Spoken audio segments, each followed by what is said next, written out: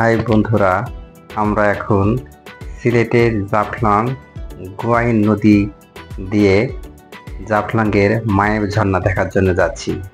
আমরা এই মুহূর্তে একটি ছোট ট্রলার ভাড়া করেছি এবং ট্রলারের ছাদে বসে থেকে আমরা সেই নদীর সৌন্দর্য উপভোগ করছি। এই তো সামনে জাফলংয়ের ঝুলন্ত ব্রিজটা দেখা যাচ্ছে। পাহাড়ের উপরে যে ছোট ছোট গাড়ি দেখা যাচ্ছে ওগুলো মেঘালয়ের পাহাড়ের উপর দিয়ে রাস্তা আছে এবং ওখান দিয়ে গাড়িগুলো ঝুলন্ত ব্রিজের ওপারে যায়। আমরা এখন যাচ্ছি মায়াবী ঝর্ণা দেখার জন্য। সামনে আমাদের যে স্পট আছে এটা মায়াবী ঝর্ণা।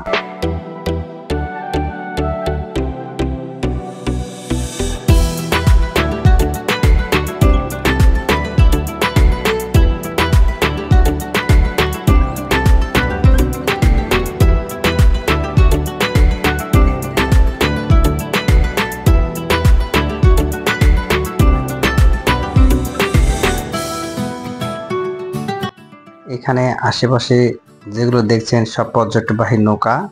এখানে আমরা নামবো। আর এখানে আপনি যথেষ্ট পরিমাণ ইন্ডিয়ান চকলেট, সাবান, বিভিন্ন প্রকার কসমেটিক পাবেন।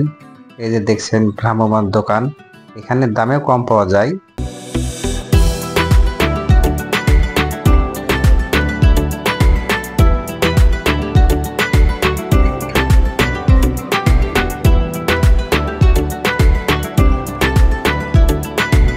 নৌকা থেকে নেমে কিছু দূর হাঁটতে হয়, তবে বর্ষার সময় এগুলো সব পানিতে সব ডুবে থাকে, তখন হাঁটার প্রয়োজন পড়ে না। তবে এখন যেহেতু আপনি শুকনো মৌসুম, সেজন্য একটু হাঁটতে হচ্ছে।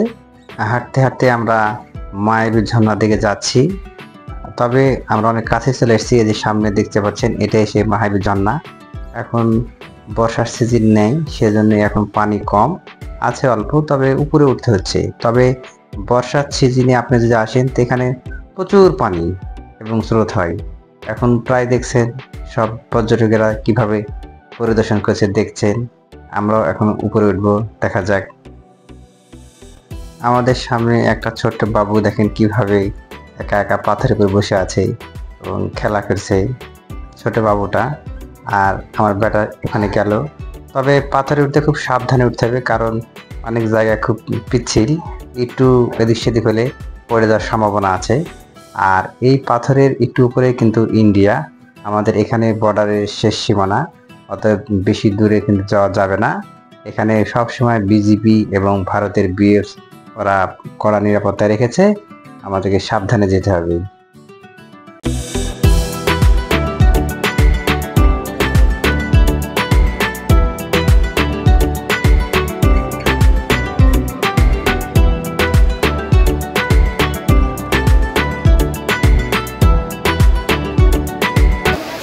এই তো এখন আমি পাহাড়ের উপরে উঠছি ঝর্ণার কাছে। তবে পাথর খুব স্লিপ করছে, এই জন্য সাবধানে উঠছি।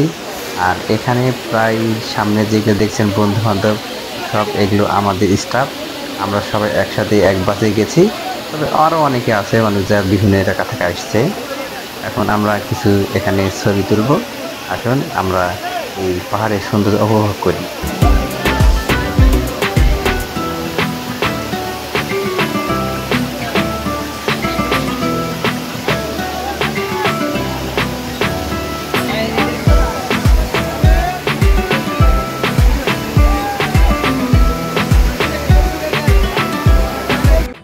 এখন আমি আমার ছেলে তাসিমকে ওখানে গোসল করার জন্য নামিয়ে দিলাম।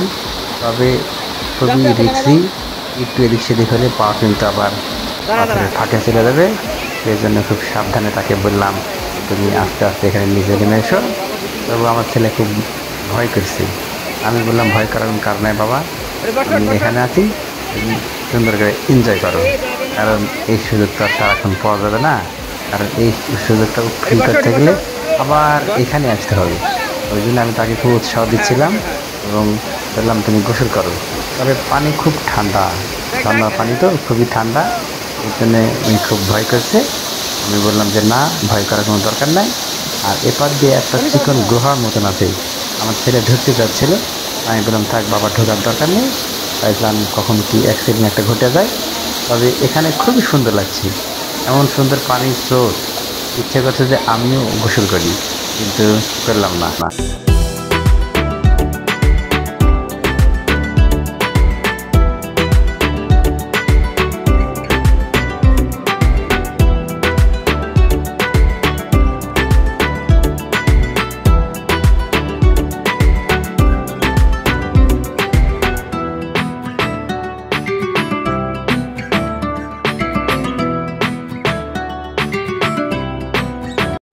ঝর্ণা থেকে নেমে এবার আমরা জাফলংয়ের সেই ঐতিহ্যবাহী ঝুলন্ত ব্রিজের দিকে রওনা দিলাম। আমাদের ট্রলার আস্তে আস্তে যাচ্ছে, তবে এই সময় বৃষ্টি শুরু হয়ে গেছে। আর দেখছেন ডাউকি নদীর কি সুন্দর স্রোত চলে এসছে। এখান থেকেই আপনার ডাউকি নদী শেষ এবং গোয়াইন নদীর এখান থেকে উৎপত্তি শুরু।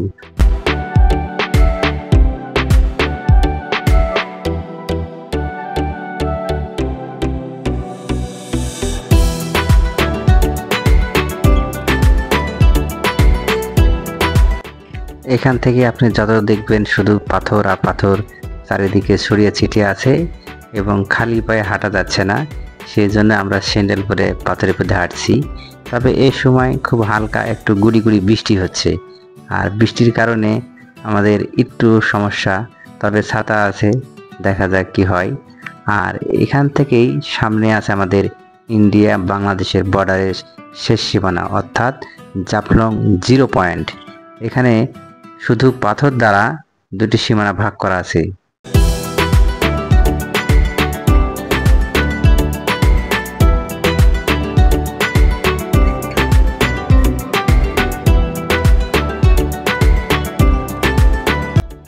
আপনারা মাঝখানে যে পাহাড় দুটো দেখতে পাচ্ছেন, এগুলো ইন্ডিয়ার পাহাড়, আর পাহাড়ের ফাঁক দিয়ে নদী বয়ে আসছে।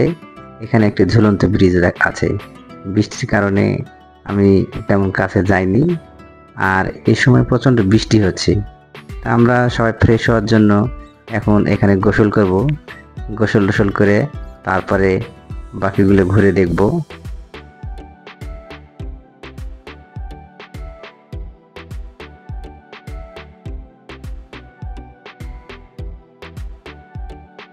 এখন আমরা যেখানে দাঁড়িয়ে আছি তার পিছনে ইন্ডিয়া, পিছনে যেগুলো লোক দেখা যাচ্ছে এগুলো সব ইন্ডিয়ার লোক।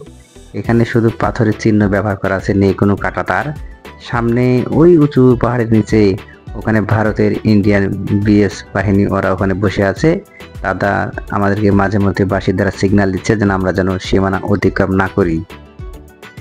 আমি আর আমার ছেলে একবার এক দৌড়ে সীমানার উপাতে দিয়ে ঘুরে আসলাম কিছুক্ষণের মধ্যে। আর সামনে যে নৌকা দেখছেন ওগুলো ইন্ডিয়ার যারা ট্যুরিস্ট আসে, ওই নৌকা চড়ে তারা ওই ডাউকি রিভার আছে ওই দিক দিয়ে পাহাড়ের ব্রিজের নিচ দিয়ে ওদিকে বেড়াতে যায়, কারণ ওরা পানির এদিকে আসতে পারবে না, আর আমরা এখান থেকে পানির ওপার যেতে পারবো না।